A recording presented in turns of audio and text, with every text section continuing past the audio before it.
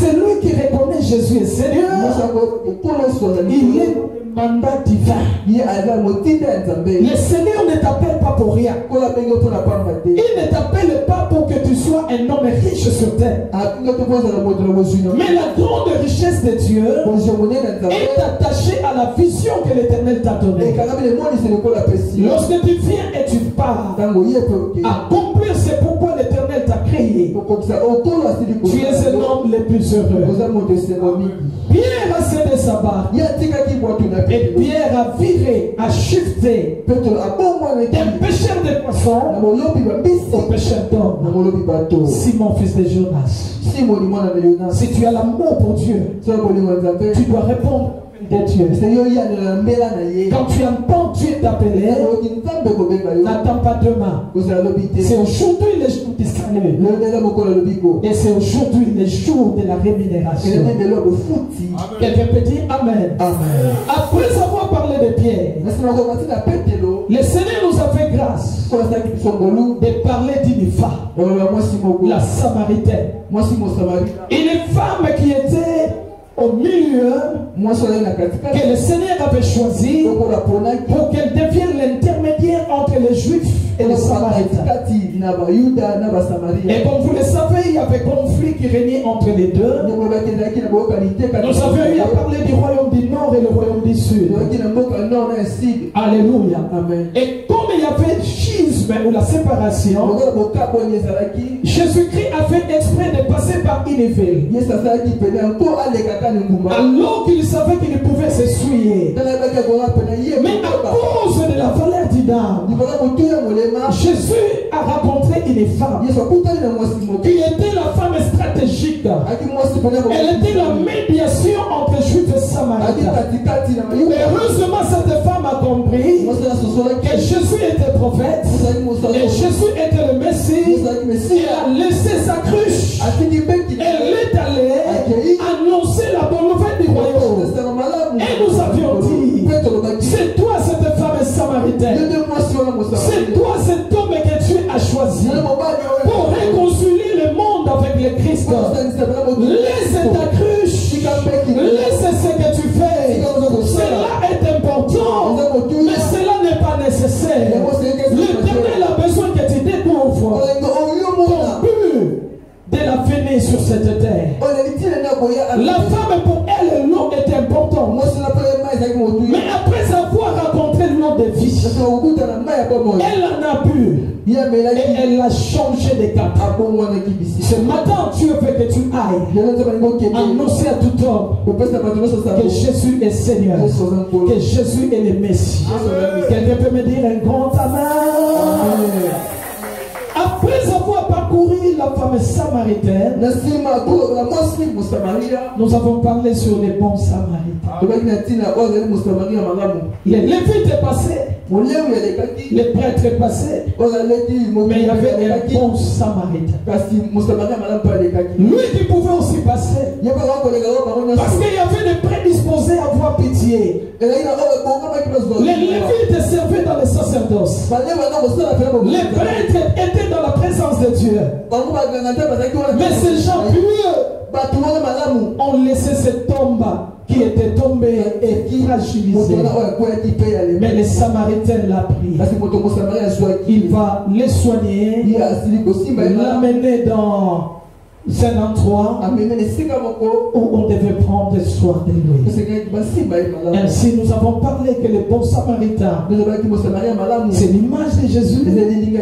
Et nous reflétons aussi le Christ. Nous sommes appelés à avoir la compassion pour ceux qui sont torturés, abattus, menacés par les brigands dont nous avons insinué au diable et à ses démons. Voilà, aujourd'hui nous sommes arrivés à parler de Corneille. L'évangile doit transcender des couches sociales. Nous n'allons pas prêcher que les pauvres, mais nous devons atteindre une certaine couche. Dans le temps passé, les serviteurs de Dieu s'en foutaient même des études. Quand quelqu'un devient chrétien, il s'en fout. Parce que le retour de Jésus s'annonçait tellement fort. Et on pouvait dire que c'est déjà demain. Restons dans des permanences. Prions, cherchons la face de Dieu. Parce que Jésus est en train de venir. Et les gens veulent tout saboter. Ils n'étudiaient plus. Ils ne se mettaient plus avec des gens. Ils étaient à quarantaine comme des pieds pour conserver la sainteté. Mais au fil du temps, les gens ont compris. Et je bénis le Seigneur pour cette vague. Aujourd'hui, nous pouvons avoir des pasteurs, des pasteurs, mais médecins, des pasteurs, mais architectes, pasteurs avec double diplôme, des licences, des doctorats, des masters. C'est très important. Jésus peut utiliser Pierre, mais il est aussi prêt à utiliser Paul. Alléluia. Amen. Mais vous allez remarquer, après avoir utilisé Pierre, l'église est née, l'église a grandi, mais pour que l'église soit affermie, on a fait recours à l'apôtre Paul. Parce que lui fut un érudit, un homme intelligent, un intellectuel. Et c'est par Paul que nous avons la moitié du Nouveau Testament. Donc quand tu as l'occasion d'étudier, la Bible peut te permettre d'aller plus loin. Mais lorsque tu as aussi des quotients intellectuels, tu vas réfléchir plus que celui qui n'a pas pu avoir l'accès sur les bancs de l'école. Alors, en ce qui concerne Corneille, la Bible nous dit il fut un homme pieux, un homme qui craignait Dieu. Il y avait à Césarée un homme nommé Corneille. Il était un centenier. Nous pouvons dire un centurion. Quelqu'un qui faisait la gestion de 100 personnes à sa juridiction. Il était un leader, un chef de troupe.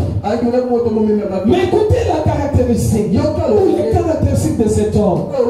La Bible relève ses qualités. Mais alors que nous parlons de Corneille, il était un païen. Donc c'est quelqu'un qui ne connaissait pas le christianisme. Amen, amen. Mais le Seigneur l'avait choisi. Le Seigneur l'avait choisi. La Bible dit, ah, cet homme était pieux. Il craignait Dieu avec toute sa maison. La Bible ajoute, il faisait beaucoup de monde.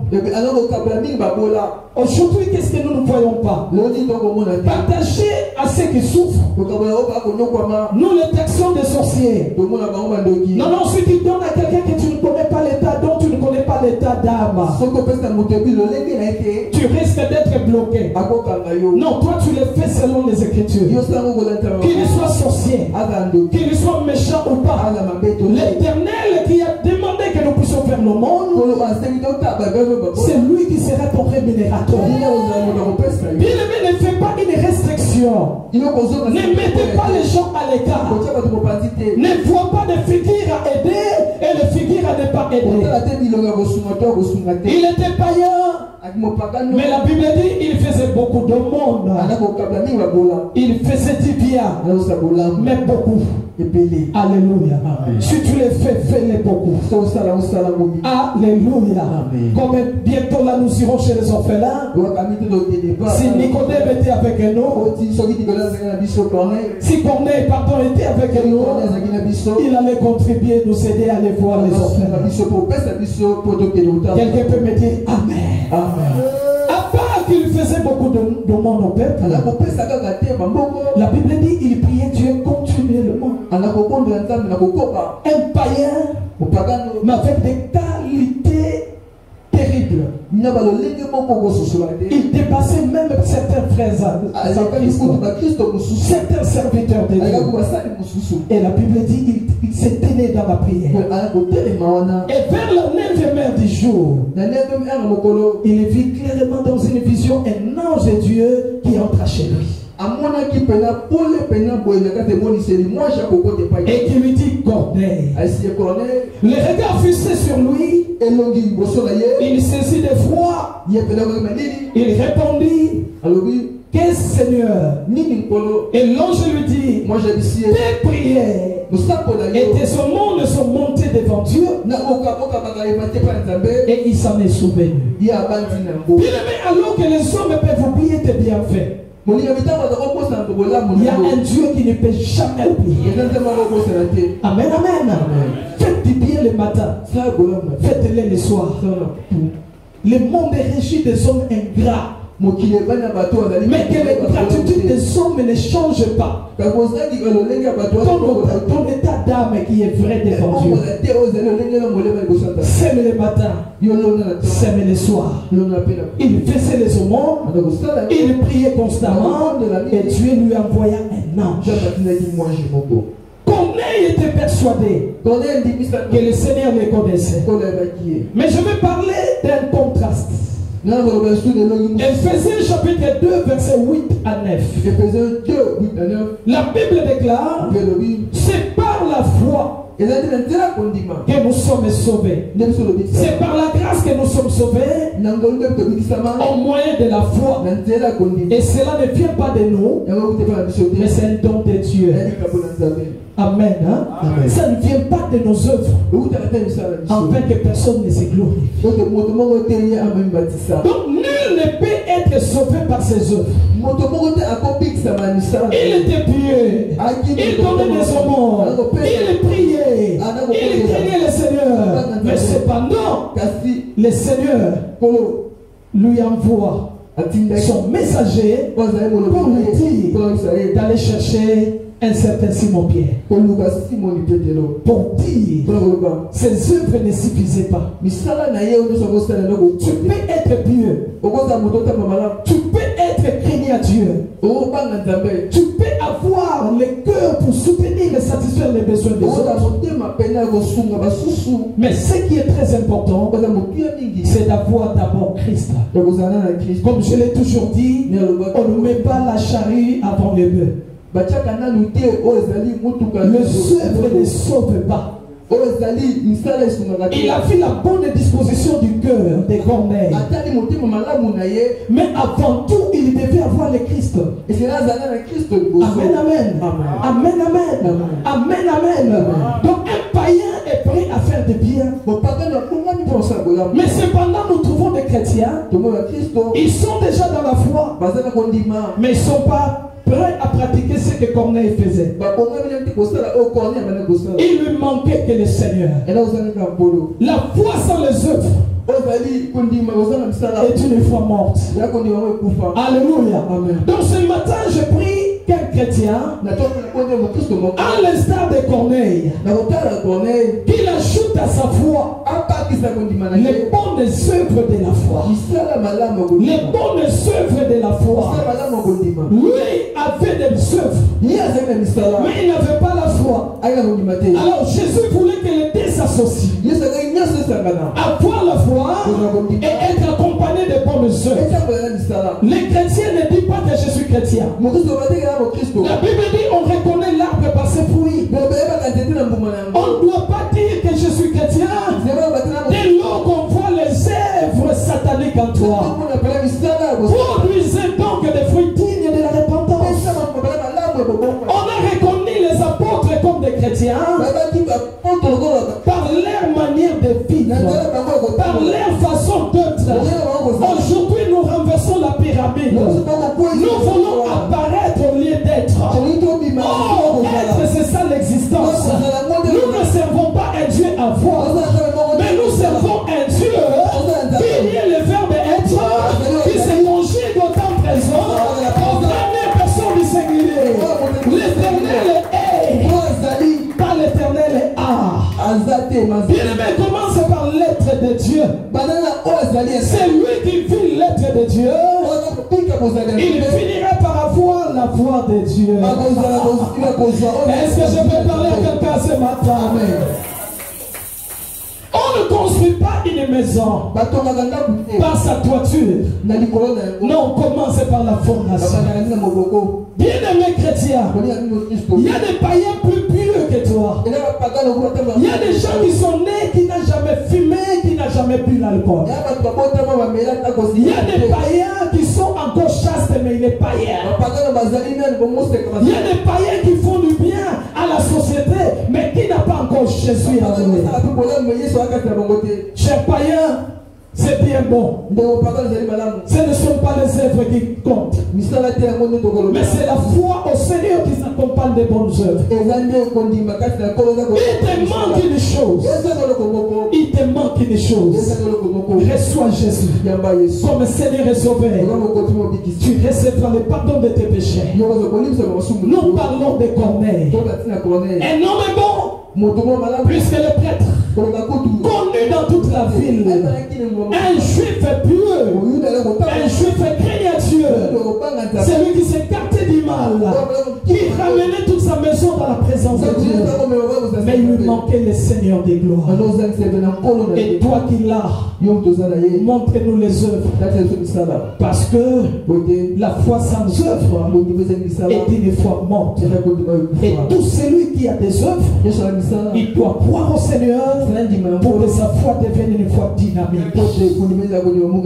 Est-ce que je peux parler à quelqu'un? Il était pieds qui était une disposition spirituelle de rendre gloire à Dieu. Aujourd'hui, la piété a disparu. Même au chef de leader d'église, il y a la corruption, il y a la tricherie, il y a l'échec, il y a le kabbalisme.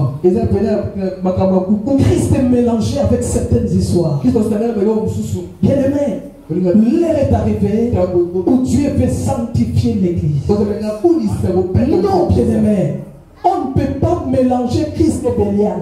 On ne peut pas mélanger les ténèbres avec la lumière.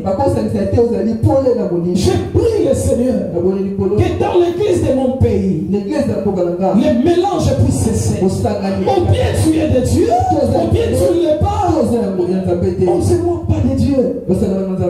Alléluia.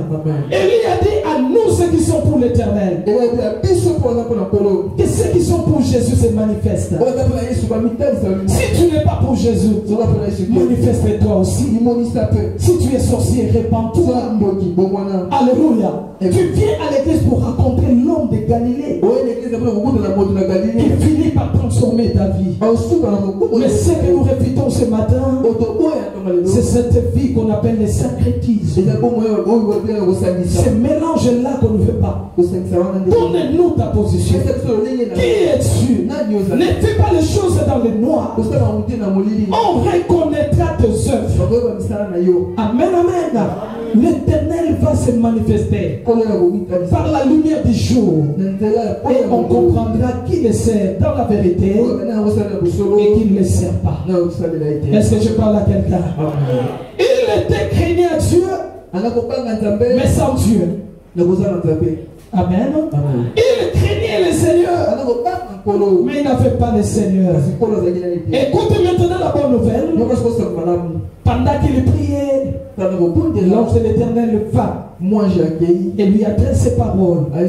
Corneille, tes prières sont montées. Amen. Alors que nous disons Dieu n'exauce pas les pécheurs, mais il y a un péché qui est exaucé. Dieu fait grâce à qui il veut. Amen, amen. Quelqu'un qui ne le connaît pas, qui l'a invoqué, qui continue à l'invoquer, le Seigneur s'est révélé à lui.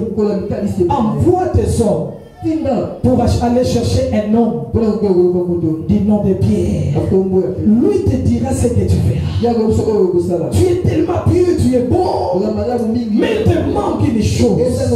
Corneille envoie des gens aller chercher Simon Pierre. Quand les hommes sont partis pour rencontrer Simon Pierre, la Bible dit l'Éternel a fait aussi une vision à Pierre. Il a vu des quadrupèdes Il a vu des reptiles. Une nappe qui tombe ciel, qui descendait, c'était dans une vision. Et la voix du Seigneur lui dit, tue et mange. Il va dire à Dieu, non, je n'ai jamais mangé quelque chose de souillé, donc je me conserve pur devant toi. La Bible nous dit, quand il a dit non à cette vision, qu'est-ce qui passait? 3 fois de reprises, le Seigneur lui dira, tue et mange. Ne déclarez jamais impur celui que moi je considère pire. Alléluia. Qu'est-ce que nous devons retenir de Corneille et de Pierre? Il y avait une grande classe sociale. Il était un homme élevé en dignité. Mais Dieu l'a croisé pour qu'il soit évangélisé. Je me rappelle d'une jeune fille dans les 2 rois qui a parlé au général Naman que dans notre pays il y a un prophète qui est capable de te guérir de ta lèpre. Alléluia. Comment entendront-ils parler si personne n'évangélise? N'évangélise pas que tu as facilité d'aborder. Demande l'audience. Parce que Dieu veut t'élever pour t'amener à un stade, à un niveau où toi tu seras capable d'atteindre les hommes politiques. Tu dois entrer dans le parlement et leur dire, ils doivent se convertir, ils doivent se repentir. Tu dois aller dans le chef de gouvernement, parler de Jésus. Le temps est avancé. Jésus-Christ est en train de venir. Tu dois te lever pour l'évangélisation. Te marier c'est bien. Avoir des enfants c'est bon bien. Travailler dans une société c'est bien. Mais partout où tu es placé, deviens l'instrument de la justice de Dieu. Il y a des gens apparemment pieux, mais qui dans leur piété iront en enfer. Alléluia. Parce que Jésus, c'est le médiateur de l'alliance nouvelle. Nul ne peut aller au Père sans passer par lui. Malheur à toi si tu n'annonces l'évangile. Une jeune fille a fait la publicité de leur Dieu. Le Dieu d'Israël, mon général, est capable de te guérir si jamais tu es arrivé là-bas. Il y a un Dieu. Et le général avait écouté la voix de cette jeune fille. Elle va se diriger en Israël. Et de là, il a rencontré un homme qu'on appelle Élisée. Cet homme était réellement guéri. Je te dis ce matin, il y a des lépreux. Des gens cravatent en costume, mais sont lépreux. Toi, tu ne les vois pas. Mais le Seigneur sait que même dans la mercolimsine, ce sont des païens, ce sont des péchés. Leur fin c'est l'enfer. Et toi tu dois t'arrêter pour arrêter les trains qui courent vite, dans le but de les amener vite à l'enfer. Nous devons prêcher les généraux, les dignitaires. Allez-y, n'hésitez pas. N'aie pas peur. Le Seigneur va parcourir avec toi. Alléluia. Il y a quelqu'un qui a prêché le Nègre éthiopien. Un Africain, c'est qui? Amen, amen. Vous le connaissez dans la Bible? Diacre Philippe. Bien-aimé. À l'église de Jérusalem, même les diacres pouvaient gagner des âmes. Mais aujourd'hui, dans plusieurs églises, les diacres sont réputés de sorciers. Surtout chez nous, entre guillemets, l'église protestante. Alléluia. Ils font des réunions, des colloques. Ils décident parce qu'ils ont le pouvoir d'établir ou de renverser. Quand il y a un moment, le pasteur doit partir, il doit partir. Et s'ils disent nous allons les bouffer, ils bouffent. Oh! Diacre! Tu es serviteur des yeux. Et tu es établi pour ramener les âmes au Seigneur. C'est bien que Philippe a approché cet homme. C'était sous l'inspiration du Saint-Esprit. On lui a dit, approche-toi de ce char. Est-ce que quelqu'un peut écouter la voix du Saint-Esprit qui lui dira, approche-toi de ce char. Il y a un serviteur qui est là. L'éternel ne l'envie pas. Il est dans le cortège. Mais c'est un bon païen. Il va tout droit en enfer. Toi, approche-toi. Bien-aimé, Dieu veut que nous puissions nous approcher de cette unité. Il a parlé de Jésus. Il est en train de lire le livre d'Ésaïe. Quand l'homme de Dieu s'est approché de lui, la première préoccupation et question qu'il va lui poser, comprends-tu ce que tu dis? Et lui va dire, je n'ai personne pour m'expliquer les Écritures. Sortez de l'église. Allez dans le coin et le coin. Cette église sera remplie. Non seulement des hommes de classe moyenne, mais nous aurons aussi des dignitaires. Est-ce que tu veux que nous puissions avoir des notables enseignants? Amen. Ils ne peuvent venir que si toi et moi nous nous lèvons pour aller les faire. Que l'Éternel soit béni. Parce que l'homme qu'on appelle Corneille avait une vie consacrée. Et écoute la suite quand Pierre a compris. La Bible dit Pierre est descendu avec ses hommes. À son arrivée dans la maison de Corneille, le verset 24e, la Bible dit ils arrivèrent à Césarée. Les jours suivants, Corneille les attendait et avait invité ses parents et ses amis entiers. Là, je parle d'une évangélisation par où débutent les cultes des maisons. Dans toute l'église, nous devons avoir nos petites réunions. Dans toutes les familles. Et ainsi inviter les hommes de Dieu à faire des tours. Pour exhorter, pour prêcher, pour consoler, pour remonter la morale des peuples. Une maison qui ne prie pas, c'est une maison sans sécurité. La maison des chrétiens, on doit entendre les cris de prière.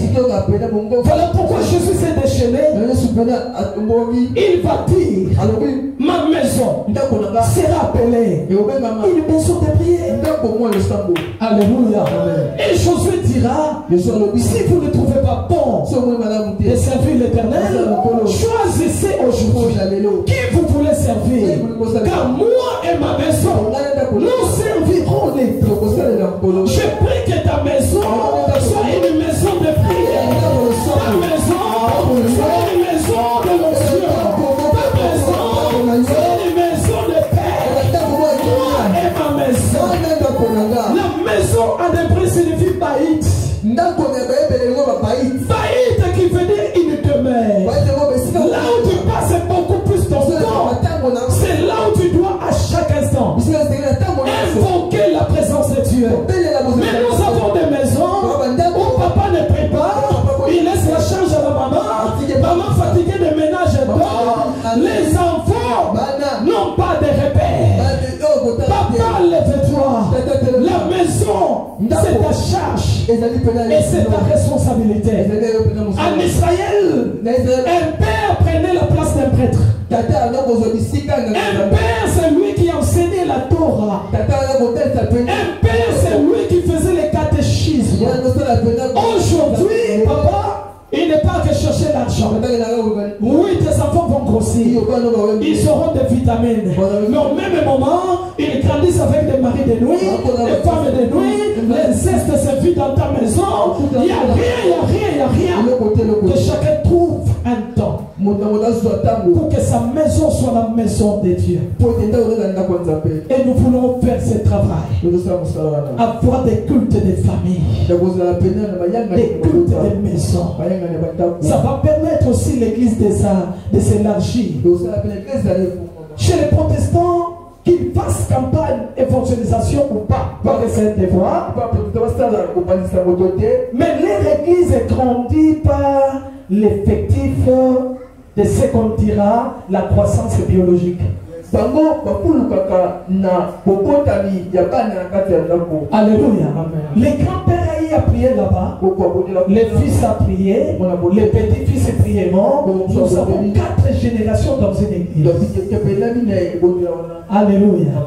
C'est parce qu'ils ont compris que quand une église, une famille s'élève, la famille influence l'église. Bien-aimé, sois pasteur chez toi. Papa, lève-toi pour veiller au brebis que l'Éternel t'a donné. Car demain tu en rendras compte. Qu'est-ce que tu as fait de ton premier fils jusqu'au cadet? Est-ce que tu leur as inculqué? Enseigne l'enfant selon la voie qu'il doit suivre. Quand il sera grand, il ne s'en détournera pas. La famille, c'est la cellule de base. Et si cette souche est affectée négativement, il n'y aura pas réveil dans la nation, il n'y aura pas réveil dans l'église. Chers parents, poussez vos enfants à l'écouter. Nous avons crié au Seigneur à l'âge de 12 ans. Et j'ai gagné déjà des âmes à l'âge de 18 ans. Aujourd'hui, j'ai 3 serviteurs qui, lorsqu'ils me présentent, ils disent: voici notre maman spirituelle. Mais notre maman nous a eu à la 3e année de sa conversion. Alléluia. Donc nous devons prêcher Jésus. Insister à toute occasion, favorable ou pas, qu'on ait à venir dans sa maison, ses parents et ses amis. Est-ce que tu as des amis à venir pour parler de la part de Dieu? Est-ce que tu as des amis à venir pour prêcher l'évangile? Que ta maison soit une maison qui rassemble les gens. Et on attend la prière qui monte. Ainsi le Seigneur en sera glorifié. La Bible dit, Pierre étant parti, il commence à enseigner. Alors qu'il était en train de parler, la Bible dit, le Saint-Esprit est descendu sur tout celui qui écoutait la parole. Et ainsi ils ont compris que réellement Dieu ne fait jamais exception des personnes. Ce matin, j'ai une préoccupation. Que veux-tu faire après que le Seigneur t'ait sauvé et désastre? Quel est ton projet? Alors que tu as reçu gratuitement un salut de la part de Dieu, le Seigneur te dit, à l'instar de Corneille, lève-toi, cherche quelqu'un qui va t'aider dans ta foi. Comme Corneille, rassemble la famille, rassemble les amis, parle-leur de Dieu, ou permet qu'ils profitent de cette grâce que toi aussi tu as reçue et qu'ils deviennent des chrétiens pratiquants.